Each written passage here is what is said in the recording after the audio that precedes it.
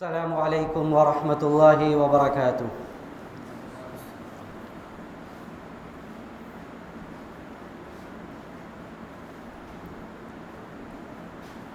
الحمد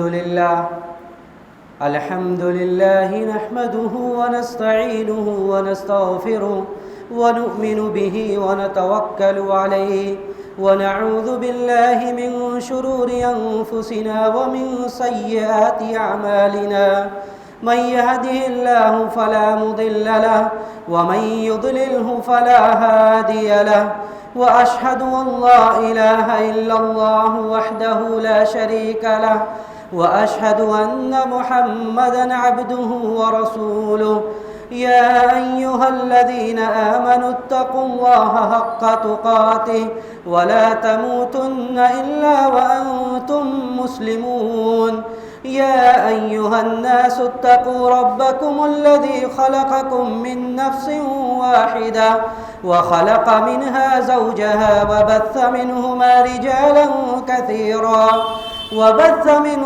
رجالا كثيرا ونساء واتقوا الله الذي تساءلون به والأرحام إن الله كان عليكم رقيبا يا أيها الذين آمنوا اتقوا الله وقولوا قولا سديدا يصلح لكم أعمالكم ويغفر لكم ذنوبكم ومن يطع الله ورسوله فقد فاز فوزا عظيما أما بعد فإن خير الحديث كتاب الله وخير الهدي هدي محمد صلى الله عليه وسلم وشر الأمور محدثاتها وكل محدثة بدعة وكل بدعة ضلالة وكل ضلالة في النار فأعوذ بالله السميع العليم من الشيطان الرجيم والسابقون الأولون من المهاجرين والأنصار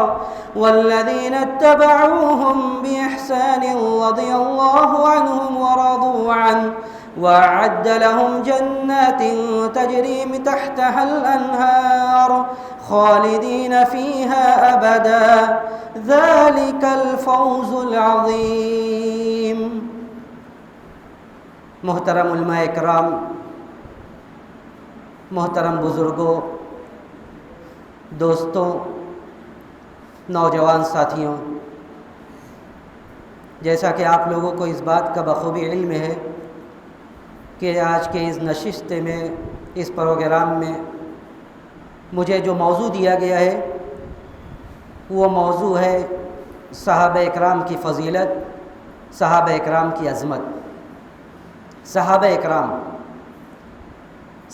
اکرام یہ وہ جماعت تھی جو وحی باری تعالیٰ کی سب سے پہلے مخاطب تھے۔ یہ لوگ سب سے پہلے اللہ رب العزت والجلال کے فرامین کے مخاطب یہی صحابہ اکرام تھے۔ صحابہ اکرام وہ ہیں جنہوں نے نبی علیہ السلام کی سنت مبارکہ کو یاد کیا، سنت مبارکہ پر عمل کیا، اور نبی کی ایک ایک سنت کو آگے آنے والی نسل تک پہنچائی۔ نبی کیسے اٹھتے تھے، نبی کیسے بیٹھتے تھے، نبی کی عبادت کیسے تھی، نبی کیسے ان کا شب و روز کس طرح گزرتا تھا، ایک ایک باتوں کو آگے آنے والی نسل اور آگے آنے والی جیل تک پہنچایا۔ صحابہ اکرام وہ تھے جنہوں نے اپنی ہر چیز کو نبی کے لیے، جنہوں نے اپنی ہر چیز کو دین کے لیے، جنہوں نے اپنی ہر چیز کو حتیٰ کہ اپنی جان کو دین اور شریعت کے خاطر قربان کر دیا، وہ تھے صحابہ اکرام۔ صحابہ اکرام نے قربانیوں کی ایسی مثالیں پیش کی، صحابہ اکرام نے نبی کی اطاعت کی ایسی داستان پیش کی جس کو بیان کرنے سے اور جس کو دہرانے سے تاریخ قاصر ہے۔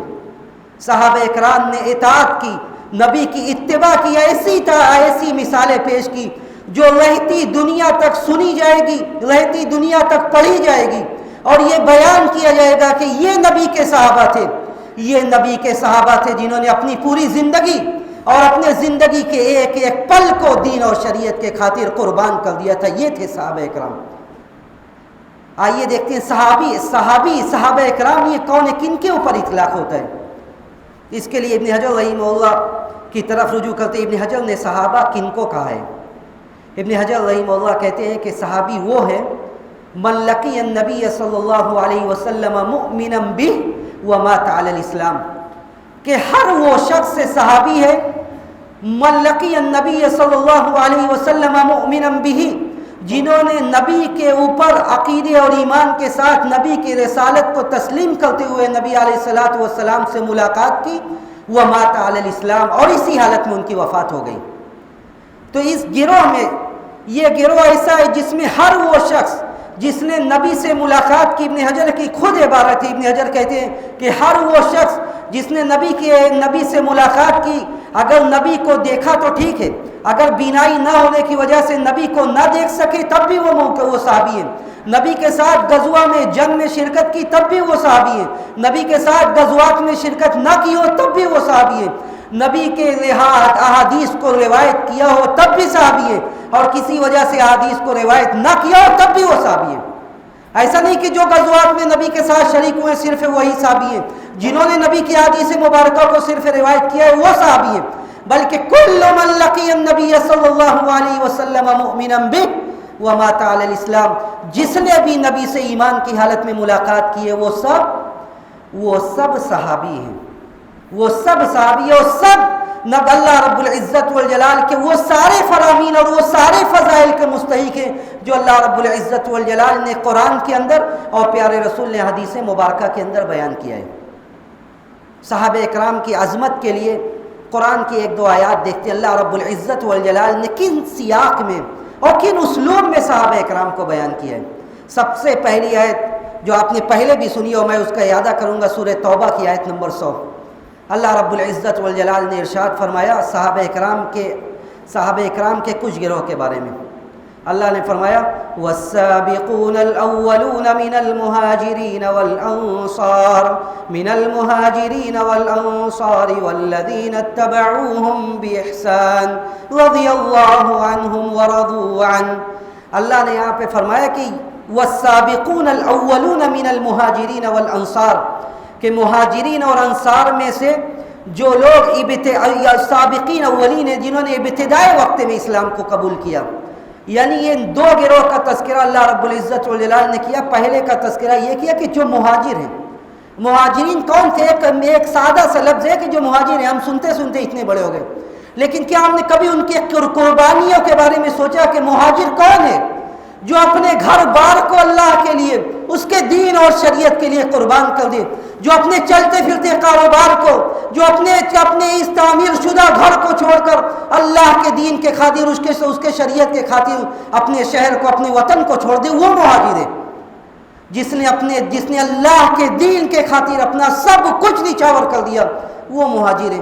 اللہ نے فرمایا کہ والانصار، اور دوسرا گروہ انصار وہ ہے جنہوں نے ان مہاجرین کو اپنے گلوں سے لگایا، اپنے سینوں سے لگایا، جنہوں نے اللہ کے دین کی خاطر اپنے وطن کو چھوڑ دیا تھا، وہ انصار تھے۔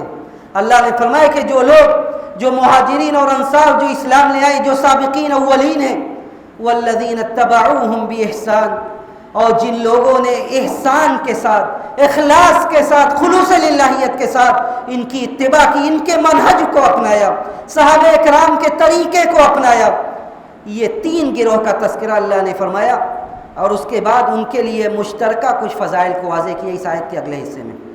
اللہ نے فرمایا والسابقون الاولون من المهاجرین والانصار والذین اتبعوهم باحسان رضی اللہ عنہم ورضوا عنہ، ان سارے گروہ سے اللہ رب العزت والجلال جو مہاجرین ہیں، جو انصار ہیں، اور جن لوگوں نے احسان کے ساتھ، خلوص و للہیت کے ساتھ صحابہ اکرام کے منہج کی پیروی کی، ان سارے لوگوں سے اللہ رب العزت والجلال نے اپنی رضا کا اعلان کیا، اور یہ کہا کہ اللہ رب العزت والجلال ان سے راضی ہوئے اور وہ لوگ اللہ سے راضی ہو گئے، اس لیے کہ یہ وہ جماعت تھی جنہوں نے اللہ کے دین کے خاطر اپنی زندگیاں نچھاور کر دی، یہ وہ جماعت تھی جس نے اللہ کے دین کی خاطر اپنی سارے چیزوں کو قربان کر دیا۔ اللہ نے ان سے اپنی رضا کا اعلان کرتے ہوئے کہا کہ ہم ان سے راضی ہو گئے، اس لیے کہ وہ لوگ ہم سے راضی ہیں۔ اس کے بعد دوسری بات اللہ نے بیان فرمائی اس آیت کے اندر کہ وَأَعَدَّ لَهُمْ جَنَّاتٍ تَجْرِي تَحْتَهَا الْأَنْهَارُ خَالِدِينَ فِيهَا أَبَدًا ذَلِكَ الْفَوْزُ الْعَظِيمُ، ہم نے ان کے لیے، اللہ رب العزت والجلال نے فرمایا کہ ان کے لیے ہم نے ایسے باغات، وَأَعَدَّ لَهُمْ جَنَّاتٍ تَجْرِي تَحْتَهَا الْأَنْهَارُ، ہم نے ان کے لیے ایسے باغات تعمیر کر رکھے، ایسے باغات تیار کر رکھے، تجری تحتها الانہار، جن کے نیچے سے نہریں جاری ہیں۔ اللہ ان سے راضی ہوا اور ان کے لیے اللہ نے جنت کا اعلان کیا۔ یہ دوسری خوشخبری اس آیت کے اندر، اور یہ تا قیامت جب تک یہ ان آیات کو پڑھنے والے لوگ اس روئے زمین پر موجود رہیں گے، وہ صحابہ اکرام کی فضیلت، صحابہ اکرام کی عظمت کو بیان کرنے والے ہوں گے، صحابہ اکرام کی عظمت کو بیان کرنے والے ہوں گے کہ اس روئے زمین کا ایک ایک فرد، ایک ایک مسلمان جو قرآن کو پڑھتا ہے، وہ اس بات کی گواہی دے رہا ہے کہ اس روئے زمین پر نبیوں کے بعد، انبیاء کے بعد صحابہ اکرام سے برگزیدہ جماعت، صحابہ اکرام سے افضل لوگ کبھی کتان پیدا نہیں ہوئے۔ صحابہ اکرام ہم نبیوں کے بعد اس روئے زمین کی سب سے افضل جماعت تھی۔ اللہ نے فرمایا کہ وَأَعَدَّ لَهُمْ جَنَّاتٍ تَجْرِي تَحْتَهَا الْأَنْهَارُ خَالِدِينَ فِيهَا أَبَدًا، یہ اس میں ہمیشہ ہمیشہ رہنے والے ہیں۔ ذَلِكَ الْفَوْزُ الْعَظِيمُ، اور یہ بہت بڑی کامیابی ہے، یہ بہت بڑی کامیابی ہے جس کی بشارت رب ذوالجلال نے اپنے کلام کے اندر سنائی۔ محمد بن کعب القرظی کہتے تھے کہ اللہ رب العزت والجلال نے قرآن کے اندر ان آیات کو نزول فرما کر، ان آیات کو نازل کر کے لوگوں کو یہ بتلا دیا کہ یہ تین گروہ ہیں، یہ تین گروہ مہاجرین ہیں جنہوں نے اللہ کے لیے اپنے وطن کو چھوڑا، اپنے گھر بار کو چھوڑا۔ دوسرے انصار ہیں جنہوں نے جنہوں نے ان لوگوں کو اپنے سینوں سے لگایا، ان لوگوں کو ہاتھوں ہاتھ لیا جنہوں نے دین اور شریعت کے خاطر سب کچھ چھوڑا تھا۔ اور تیسرا وہ گروہ ہے جنہوں نے منہج سلف کی اتباع کی، صحابہ کرام کے راستے کو اپنایا۔ ان سارے لوگوں کے لیے اللہ رب العزت والجلال نے یہ بشارت دی کہ ہم ان سے راضی ہو گئے اور ہم نے انہیں ان کے لیے جنت تعمیر کر کے رکھا ہے، جنت تیار کر کے رکھا ہے۔ لیکن تیسرے گروہ کے لیے یہ شرط لگا دی کہ والذین اتبعوہم بإحسان، تیسرے گروہ کے لیے شرط لگا دی کہ وہ لوگ خلوص للہیت کے ساتھ، احسان کے ساتھ صحابہ کے منہج کی پیروی کریں گے، تب ان کے لیے جنت ہے۔ صحابہ کے منہج کی پیروی جب احسان خلوص للہیت کے ساتھ کریں گے تب ان کے لیے جنت ہے، اور ان سے اللہ نے رضا کا اعلان کی۔ یہ پہلی آیت میں۔ آئیے سورہ توبہ کی دوسری آیت دیکھتے ہیں، آیت نمبر 117۔ اللہ رب العزت والجلال نے اس آیت کو ایک خاص پس منظر میں بیان کیا، کچھ واقعہ ہوا تھا، اسی واقعے کی طرف اشارہ کیا اللہ نے فرمایا لَقَدْ تَابَ اللَّهُ عَلَى النَّبِيِّ وَالْمُهَاجِرِينَ وَالَّذِينَ اتَّبَعُوهُ فِي سَاعَةِ الْعُسْرَةِ مِنْ بَعْدِ مَا كَادَ يَزِيغُ قُلُوبُ فَرِيقٍ مِّنْهُمْ ثُمَّ تَابَ عَلَيْهِمْ إِنَّهُ بِهِمْ رَءُوفٌ رَحِيمٌ۔ اللہ نے فرمایا کہ لَقَدْ تَابَ اللَّهُ عَلَى النَّبِيِّ وَالْمُهَاجِرِينَ وَالْأَنصَارِ وَالَّذِينَ اتَّبَعُوهُ فِي سَاعَةِ الْعُسْرَةِ، کہ اللہ رب العزت والجلال نے توجہ کی، یا اللہ رب العزت والجلال نے ان لوگوں کی توبہ قبول کی۔ توبہ قبول کرنے کے لیے ضروری نہیں ہے کہ ان سے کوئی گناہ سرزد ہوئی ہے، اسی گناہ پر جب وہ رو رہے ہوں تو ان کی توبہ قبول ہو، بلکہ آدمی کو توبہ کرتا ہے، استغفار کرتا ہے، اللہ رب العزت والجلال ان کی توبہ کو قبول فرماتا ہے۔ اللہ نے ان کی طرف، اسی لیے ترجمہ یہ کیا گیا کہ اللہ نے ان کی طرف توجہ کی۔ علی النبی والمہاجرین والانصار والذین اتبعوه فی ساعۃ العسرہ، مہاجرین کی، انصار کی، اور ان لوگوں کی طرف اللہ نے توجہ کی جن لوگوں نے مشکل کے وقت میں نبی کی اتباع کی۔ یہ مشکل کا وقت کیا تھا، یہ مشکل کا وقت کیا تھا جب صحابہ کرام نے نبی کی پیروی کی، نبی کی اتباع کی، نبی کا ساتھ دیا۔ یہ مشکل کا وقت کیا تھا؟ یہ مشکل کا وقت غزوہ تبوک کا وہ موقع تھا۔ غزوہ تبوک کا وہ موقع، وہ مشکل تھی جب مسلمان جنگ کے لیے نکلے اور ان کے پاس سامانی جنگ کی قلت تھی، سوار زیادہ تھے، سواریاں کم تھی، مسلمانوں کے اوپر حالات ایسے تھے کہ ان کے پاس کھانے کی چیزیں دستیاب نہیں تھی، مسلمانوں کے اوپر ایسے حالات تھے کہ ان کے پاس پانی پینے کا نہیں تھا۔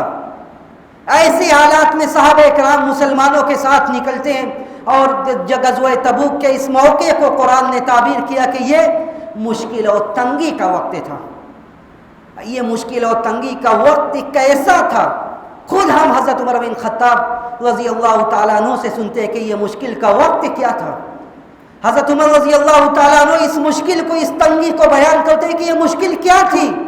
حضرت عمر کہتے ہیں کہ ہم نبی علیہ الصلوۃ والسلام کے ساتھ نکلتے ہیں جنگ کے لیے، راستے میں ایک جگہ پڑاؤ ڈالتے ہیں، رکتے ہیں۔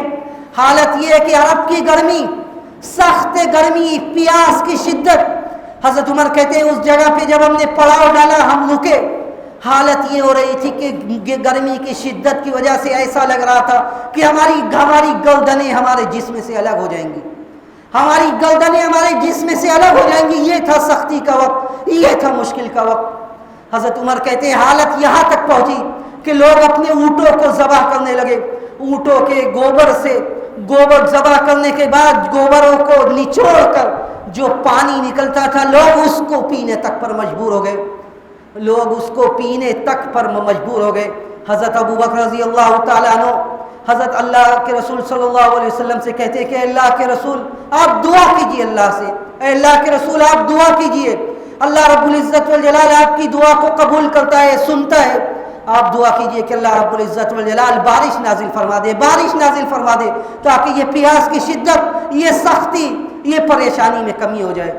حضرت ابو بکر رضی اللہ تعالیٰ عنہ کے کہنے پر اللہ کے رسول صلی اللہ علیہ وسلم ہاتھ اٹھاتے ہیں، کہتے ہیں صحابی رسول حضرت عمر کہتے ہیں کہ ابھی اللہ کے رسول صلی اللہ علیہ وسلم کا ہاتھ نیچے نہیں جاتا ہے اور بارش کا نزول شروع ہو جاتا ہے، بارش کا نزول شروع ہو جاتا ہے، لوگ اپنے برتنوں کو بھرتے ہیں، سیراب ہوتے ہیں۔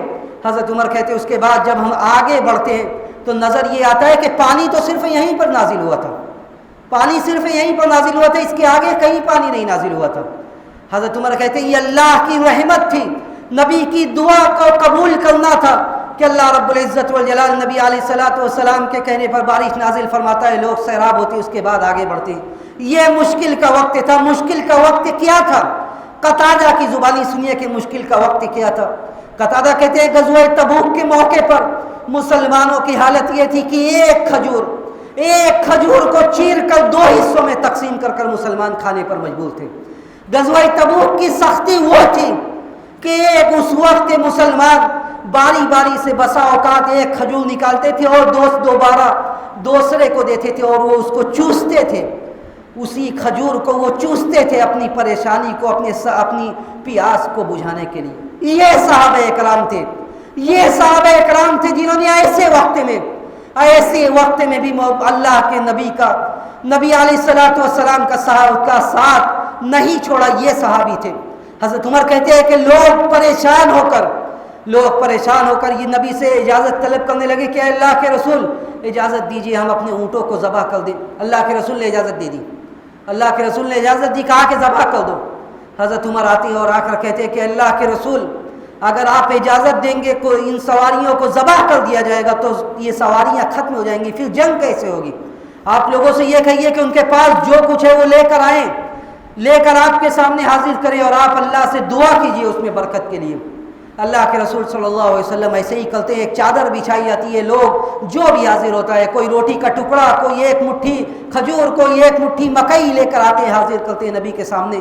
اللہ کے رسول صلی اللہ علیہ وسلم دعا کرتے ہیں اور دعا کرنے کے بعد اس میں برکت اتنی ہوتی ہے کہ سب کھاتے بھی ہیں، رکھتے بھی ہیں اور وقتی پریشانی دور ہو جاتی ہے۔ اس واقعے کی تفصیل اس لیے بیان کی گئی تاکہ صحابہ اکرام کی قربانیوں کو دیکھا جائے، صحابہ اکرام کے بارے میں یہ سوچا جائے کہ یہ کہنا آسان ہے لیکن صحابہ اکرام نے کن حالات میں نبی کا ساتھ دیا۔ وہ جب ہم تاریخ اور سیر کی کتابیں پڑھتے تب ہمیں اندازہ ہوتا ہے کہ صحابہ اکرام سے اللہ نے اپنی رضا کا اعلان کیا۔ یہ ایسے ہی رضا کا اعلان نہیں کیا گیا تھا بلکہ نہ انہوں نے اپنی زندگی اللہ کے لیے وقف کر دی تھی، اپنی ساری چیزوں کو نچھاور کر دیا تھا۔ تب ان سے یہ کہا گیا کہ اعد لہم جنات تجری تحتها الانہار، کہ ہم نے صحابہ اکرام کے لیے جیسی یہ باغات تیار کر رکھے جن کے نیچے سے نہریں جاری ہے۔ یہ صحابہ اکرام تھی، اسی لیے صحابہ اکرام کے بارے میں سلف کا یہ عقیدہ ہے، ائمہ سلف کا یہ قول ہے کہ صحابہ اکرام سب کے سب، جیسا کہ میں نے اپنے کلام کے اپنی باتوں کے شروع میں یہ کہا کہ جو بھی شرف صحابیت سے سرفراز ہوا، نبی سے ملاقات ہوئی، سب صحابی ہیں۔ اور سارے صحابہ کے بارے میں سلف کا عقیدہ کیا ہے وہ امام طحاوی کی زبانی سنیے۔ امام طحاوی نے عقیدہ کی کتاب لکھی، اس میں سلف کے عقیدے کو واضح کیا۔ جب صحابہ اکرام کی بات آتی ہے، صحابہ اکرام کے بارے میں امام طحاوی کہتے ہیں کہ نحب اصحاب رسول اللہ صلی اللہ علیہ وسلم ولا نفرط فی حب احد منهم ولا نتبرأ من احد منهم ونبغض من يبغضهم وَهُوَ بِغَيْرِ الْخَيْرِ يَذْكُرُهُمْ. امام طحاوی کا الفاظ سنیے. امام طحاوی کہتے ہیں کہ وَنُحِبُّ أَصْحَابَ رسول اللہ، ہم سارے صحابہ کرام سے محبت کرتے ہیں. ایسا نہیں ہے کہ ہم علی کو مانتے ہیں تو ہم معاویہ کو چھوڑ دیتے ہیں رضی اللہ تعالیٰ عنہما، ہم حضرت ابو بکر کو مانتے ہیں تو حضرت علی کو نہیں مانتے، بلکہ ہم سارے صحابہ کرام سے محبت کرتے ہیں. وَلَا نُفْرِطُ فِي حُبِّ أَحَدٍ مِّنْهُمْ، اور کسی بھی صحابہ کی محبت میں ہم غلو نہیں کرتے. یہ صحابہ سے محبت نہیں ہے کہ صحابہ کو، کسی بھی صحابی کو نبی کے درجے پر، بلکہ نعوذ باللہ بسا اوقات ان کو الہ بنا دیا جائے.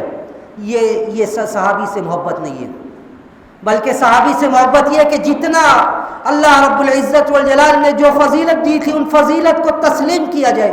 ان کے بارے میں اپنی زبان کو، جو اختلافات ہوا ان کے بارے میں اپنی زبان کو قابو میں رکھا جائے، زبان کو قابو میں رکھا جائے، یہ ان سے محبت ہے. امام طحاوی کہتے ہیں کہ وَلَا نُفْرِطُ فِي حُبِّ أَحَدٍ مِّنْهُمْ، کسی کے بارے میں ہم غلو نہیں کرتے. یہ ہمارا عقیدہ ہے. یہ کس کا عقیدہ ہے؟ یہ سلف کا عقیدہ ہے، یہ اہل سنت والجماعت کا عقیدہ ہے، یہ محدثین کا عقیدہ ہے جنہوں نے حدیث کی کتابوں کو لکھا، حدیث کو جمع کیا، یہ ان کا عقیدہ ہے. وَنُبْغِضُ مَن يُبْغِضُهُمْ، جو صحابہ سے بغض رکھتا ہے، سارے سلف ان سے بغض رکھنے کا اعلان کرتے ہیں. اگر ہمارے دل میں صحابہ کے لیے بغض ہے تو ہمارے دل میں ایمان نہیں ہے. امام طحاوی کہتے ہیں کہ جو صحابہ سے بغض رکھتا ہے اس سے ہم بغض رکھتے ہیں.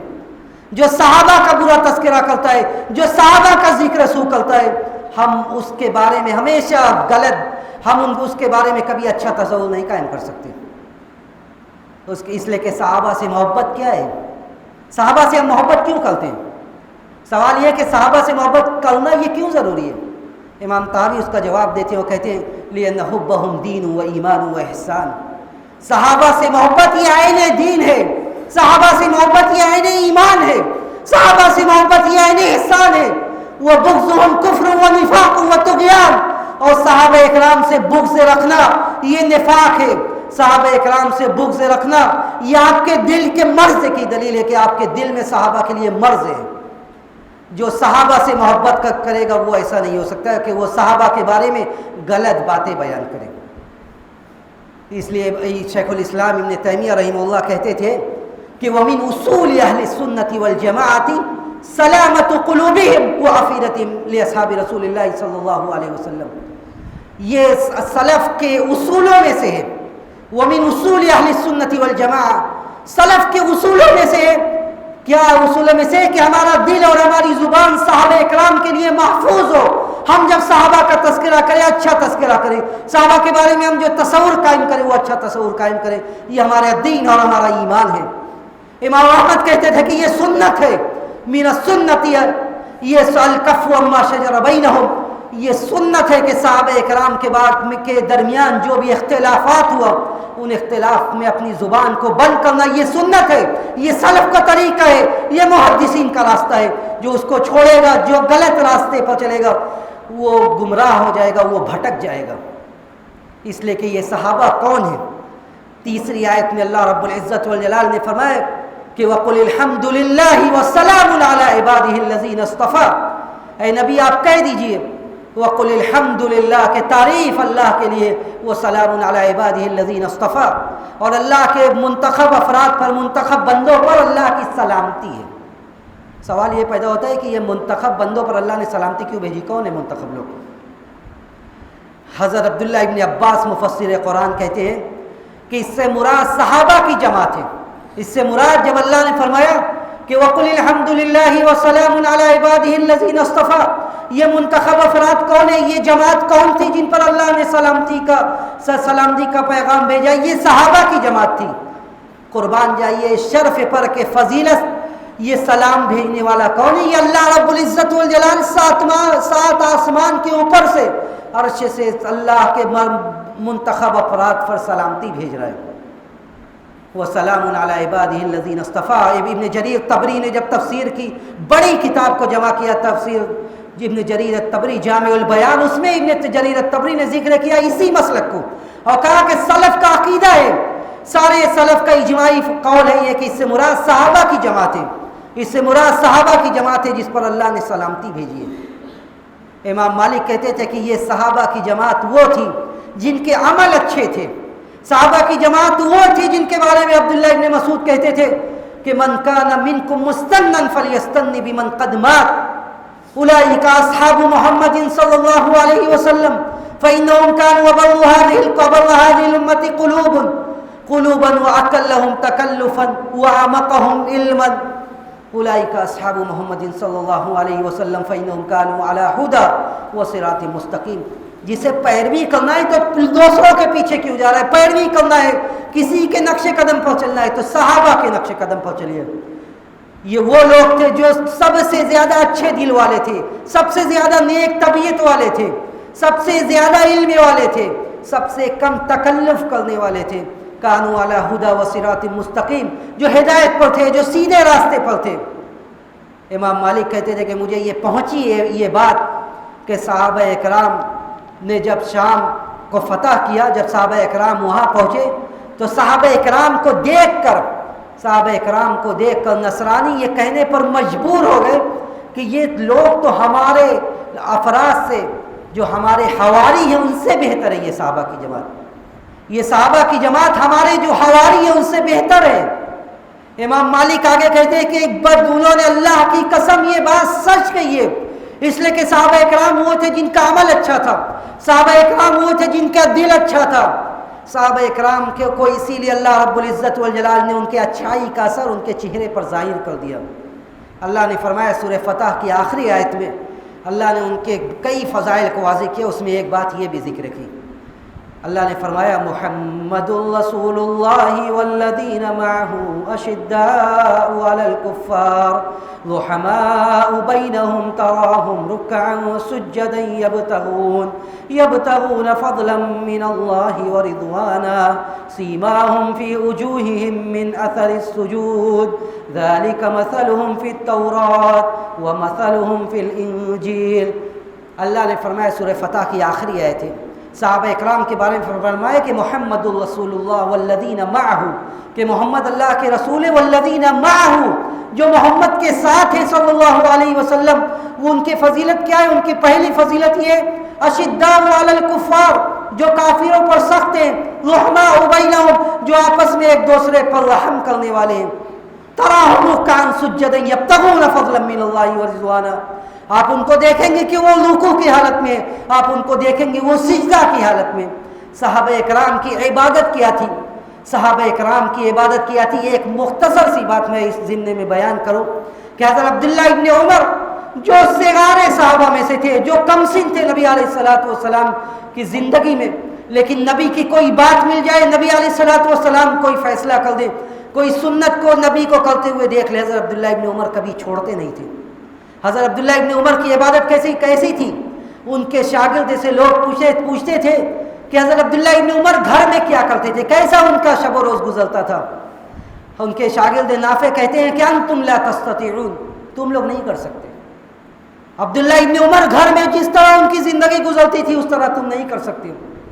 کہتے ہیں ان کے لوگ اصرار کرتے کہ بتاؤ تو صحیح کرتے کیا تھے. حضرت عبداللہ ابن عمر کے بارے میں نافع گواہی دیتے الصلاۃ تلو الصلاۃ وبینہما القرآن، پے در پے نمازیں، اور اس کے بیچ میں قرآن کی تلاوت. یہ تھے حضرت عبداللہ ابن عمر کہ یہ صحابہ تھے تراہم رکعا سجدا یبتغون فضلا من اللہ ورضوانا. ان کے زندگی کا مقصد یہ تھا اللہ کی رضا اور اس کے رضوان کا حصول، اللہ کو راضی کرنا، یہ ان کے زندگی کا مقصد تھا. سیماہم فی وجوہہم من اثر السجود، ان کے چہروں پر، ان کے پیشانیوں پر ان کی عبادتوں کا اثر تھا. ابن کثیر رحمہ اللہ نے ذکر کیا امام مالک سے. امام مالک نے کہا کہ اللہ کے رسول صلی اللہ علیہ وسلم کے صحابہ وہ تھے جن کے پیشانیوں پر، جن کے چہروں پر اللہ رب العزت والجلال نے ان کی عبادت کو ظاہر کر دیا تھا. اسی لیے جو لوگ صاف دلی سے اللہ کی عبادت کرتے ہیں، صاف دلی سے اللہ کے لیے اپنا وقت لگاتے ہیں، اللہ رب العزت والجلال ان کی عبادت کا اثر ان کے چہروں پر بھی ظاہر کر دیتا ہے. جو اللہ کے لیے اپنا وقت خرچ کریں گے صحیح نیت سے، اللہ رب العزت والجلال ان کے اس عبادت کا اثر ان کے چہروں پر بھی ظاہر کر دے گا. ان کی ظاہری شباہت اس طرح ہوگی، لوگ دیکھ کے کہیں گے کہ یہ اچھا آدمی ہے، لوگ دیکھ کر کہیں گے، گواہی دیں گے کہ حرام تھی، یہ تھی ان کی عبادتیں. صحابہ اکرام نے اسی لیے ایسی قربانیاں پیش کی. ایک دو واقعہ میں مختصر بیان کروں گا کہ اسی غزوہ تبوک کے موقع پر اللہ کے رسول صلی اللہ علیہ وسلم اعلان کرتے ہیں کہ لشکر کو تیار کیا جائے، یہ مشکل وقت ہے، لشکر تیار کیا جائے، اس میں بڑھ چڑھ کر لوگوں کو حصہ لینے کا حکم دیا جاتا ہے۔ یہ نبی علیہ الصلوۃ والسلام کو بیان کرنا ہوتا ہے کہ لوگ اس لشکر کو تیار کرنے میں حصہ لیں، اس کا اثر صحابہ اکرام پر کیا ہوتا ہے۔ حضرت ابوبکر رضی اللہ تعالیٰ عنہ اپنا پورا مال گھر کا لے کر اللہ کے سامنے لا کر رکھ دیتے، پورا مال۔ نبی علیہ الصلوۃ والسلام پوچھتے ہیں کہ گھر میں اے ابو بکر تم نے گھر میں کیا چھوڑا؟ حضرت ابوبکر رضی اللہ تعالیٰ عنہ کہتے کہ میں نے اللہ اور اس کے رسول کا نام گھر میں چھوڑ کر میں آ گیا۔ حضرت عمر رضی اللہ تعالیٰ عنہ آ کے اپنا آدھا مال لے کر نبی علیہ الصلوۃ والسلام کے بارگاہ میں حاضر کر دیتے ہیں۔ حضرت عثمان رضی اللہ تعالیٰ عنہ بار بار لے کر آتے ہیں، یہاں تک کہ سیرت نگار ذکر کرتے ہیں کہ 29.5 کلو چاندی، 5.5 کلو سونا، 200 اونٹ، اس کے علاوہ بھی اور بہت کچھ لا کر اللہ کے رسول کے سامنے رکھ دیتے ہیں۔ نبی علیہ الصلوۃ والسلام ان سونے اور چاندی کا ڈھیر اچھالتے اپنی گود میں، دیکھتے عثمان کی طرف اور کہتے ہیں کہ معاذ اللہ عثمان، معاذ اللہ عثمان ما عمل بعد هذا اليوم، آج کے بعد عثمان جو بھی کرے ان کا یہ عمل انہیں نقصان نہیں پہنچائے گا۔ یہ صحابی ہے، یہ عثمان ہے، یہ عثمان ہے جن کے سیرت کو بیان کرنے کے بجائے آج ان کے کردار کو اچھالا جاتا ہے۔ یہ عثمان ہے جو نبی کے داماد ہیں، لیکن آج فضیلت بیان کرنے کے بجائے ان کے بارے میں غلط بیانی کی جاتی ہے۔ یہ عثمان ہے جن کے بارے میں نبی نے کہا کہ معاذ اللہ عثمان ما عمل بعد هذا اليوم، آج کے بعد عثمان جو بھی کرے ان کا یہ عمل انہیں نقصان نہیں پہنچائے گا۔ یہ صحابہ اکرام ہے کہ نبی کے زبان سے ایک لفظ نکل آئے، اپنی پوری زندگی، اپنی پوری آشائش، اپنی پوری دولت کو قربان کرنے کے لیے تیار تھے۔ حضرت مصعب بن عمیر یہ بھی تو صحابی تھے۔ حضرت مصعب بن عمیر رضی اللہ تعالیٰ عنہ ایک پیسے والے گھرانے میں پیدا ہونے والا شخص، نبی کی دعوت پر اسلام کی خاطر اپنا سب کچھ قربان کر دیتا ہے، اپنا سب کچھ قربان کر دیتا ہے۔ وہ وقت ایسا آتا ہے کہ مدینہ کی طرف جب ہجرت کرنے کے بعد جب آب و ہوا راس نہیں آتی ہے تو جسم ساتھ دینا بند کر دیتا ہے، یعنی جسم کی یہ جل کٹنے لگتی ہے، اس لیے کہ آب و ہوا مدینہ کی شروع میں مسلمانوں کو راس نہیں آتی۔ نبی علیہ الصلوۃ والسلام حضرت مصعب کو دیکھتے تھے، مصعب بن عمیر کو، تو کہتے تھے کہ کان عاطر غلامی مکہ، کہ یہی مصعب تھے جو مکہ کے اندر سب سے اچھے خوشبو کا، سب سے اچھے عطر کا استعمال کرنے والا تھا۔ یہی اس خوبصورت نوجوان سے بڑھ کر میں نے کسی نوجوان کو مکہ میں نہیں دیکھا، لیکن آج وہی نوجوان ہے جو اس طرح اسلام کے لیے اور دین کے لیے اپنی زندگی قربان کر رہا ہے۔ اور اسی پر بس نہیں، غزوہ احد میں شہید ہو جاتے ہیں، غزوہ احد میں شہید ہو جاتے ہیں۔ نبی علیہ الصلوۃ والسلام مٹی ان کے چہرے سے جھاڑتے ہوئے پھر یہی جملہ کہتے ہیں کہ یہی وہ نوجوان تھا، یہ تو مکہ میں بڑے اچھے بالوں میں، بڑے اچھے کپڑوں میں مکہ میں یہ چلتے تھے، اور آج پراگندہ بال، آج گرد و غبار میں اٹا ہوا اس طرح میدان کارزار میں گرا ہوا ہے۔ اور حالت یہ ہوتی ہے کہ حضرت عبد الرحمن بن عوف، بخاری شریف کی حدیث ہے، حضرت عبد الرحمن بن عوف رضی اللہ تعالیٰ عنہ جب دفن کرنے کا وقت آتا ہے حضرت مصعب بن عمیر کو، تو مسلمانوں کی حالت یہ ہوتی ہے کہ اتنی آشائش نہیں ہوتی ہے کہ ہر مسلمان کو الگ الگ کفن دیا جا سکے، اور ہر مسلمان کے لیے، بلکہ نبی علیہ الصلوۃ والسلام کہتے ہیں کہ ایک قبر میں 2 آدمی کو دفن کیا جائے۔ اس کے بعد جب کفن کا وقت آتا ہے تو چھوٹا ہونے کی وجہ سے اور کفن نہ ہونے کی وجہ سے پیر کھل جاتا ہے، اور اگر پیر ڈھکا جاتا ہے تو سر کھل جاتا ہے۔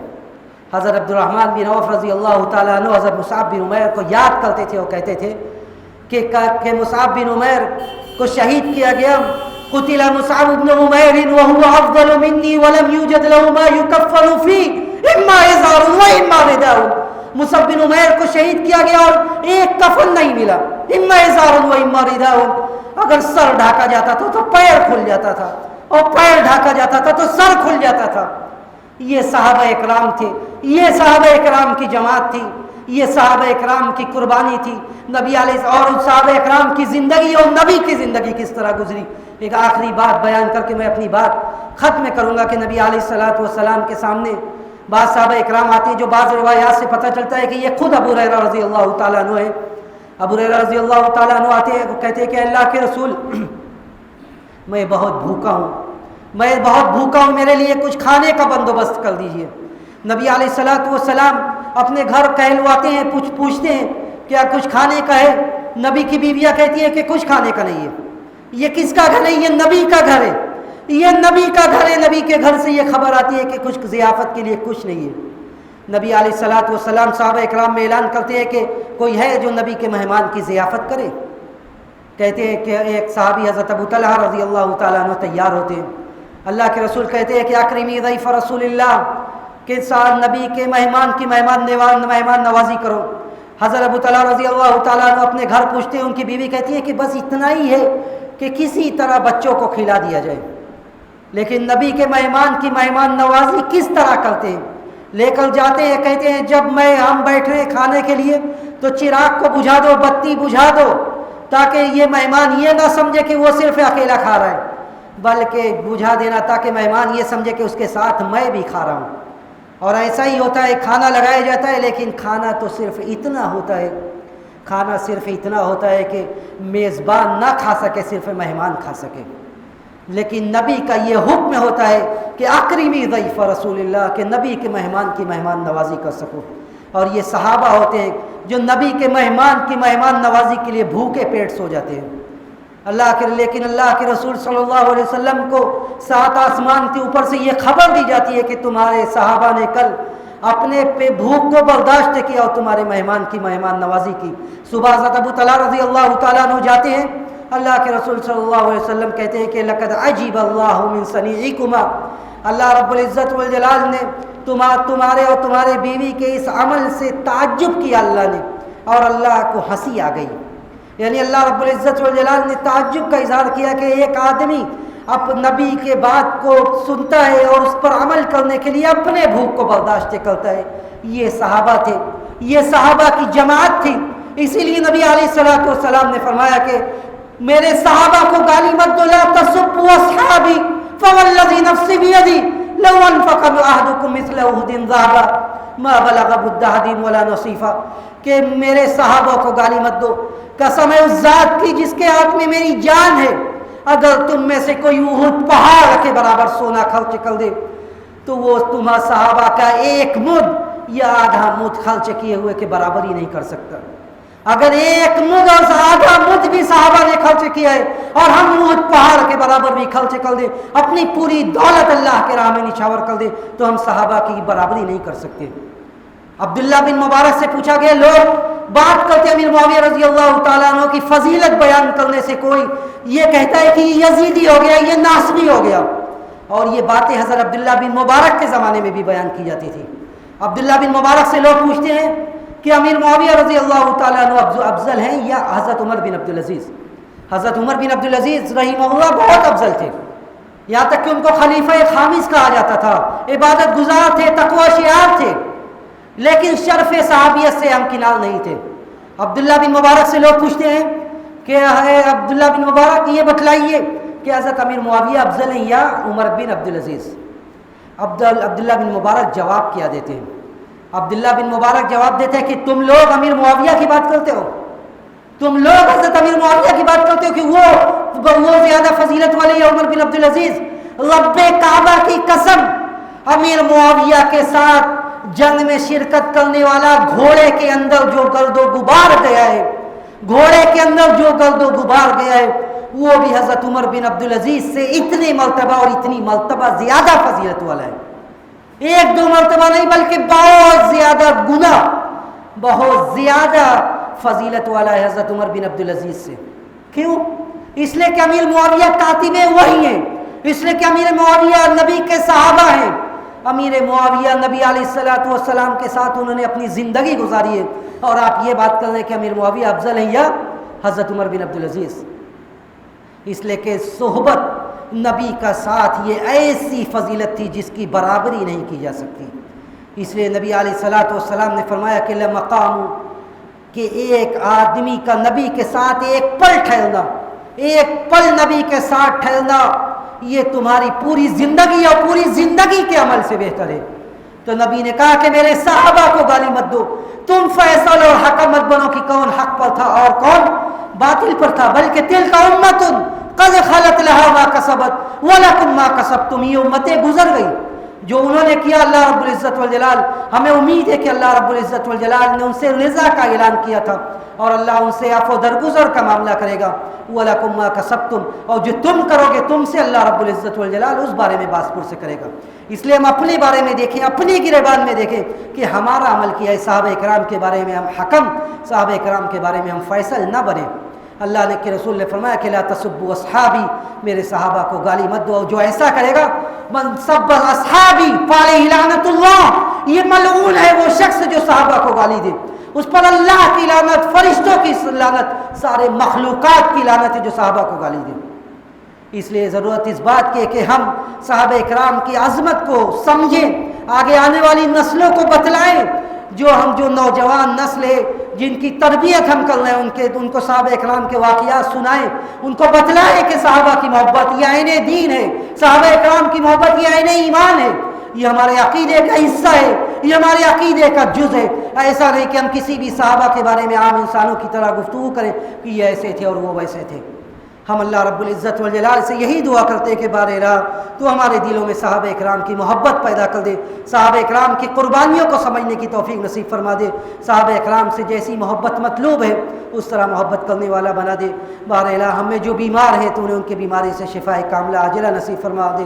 بار الہ جن لوگوں نے بھی اس پروگرام کو، اس نشست کو قائم کیا اس کے لیے کوششیں کی تو انہیں ان کو قبول فرما لے، اور زیادہ سے زیادہ اس طرح کے پروگرام میں شرکت کرنے کی توفیق نصیب فرما۔ بار الہ ہمیں جو بیمار ہیں، جو اس دنیا سے جا چکے ہیں تو کروٹ کروٹ انہیں جنت نصیب فرما۔ جب ہمارا اس دنیا سے جانے کا وقت آئے، سانسوں کے ڈور کے ٹوٹنے کا وقت آئے تو آخری کلمہ ہمارے زبان سے یہی نکلے، لا الہ الا اللہ محمد رسول اللہ، ربنا تقبل منا انک انت السمیع العلیم وتب علینا انک انت التواب الرحیم، وآخر دعوانا ان الحمد للہ رب العالمین، والسلام علیکم ورحمۃ اللہ وبرکاتہ۔